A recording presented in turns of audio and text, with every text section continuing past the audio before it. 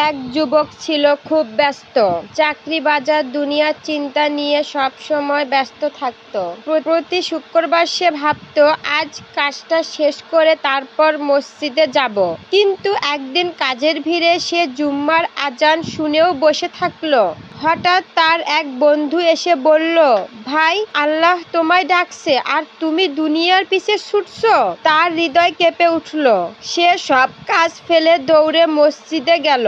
ইমাম তখন বলছিলেন, হে মুমিনগণ, যখন জুম্মার আজান দেওয়া হয় তখন আল্লাহর স্মরণের দিকে ছুটে যাও এবং ব্যবসা বাণিজ্য ছেড়ে দাও। সূরা জুম্মা আয়াত ৬২। সে কান্নায় ভেঙে পড়ল। নামাজ শেষে মনে মনে বলল, আজ আমি বুঝেছি রিজিক আল্লাহ দেন, কিন্তু শান্তি শুধু তার ঘরেই মেলে।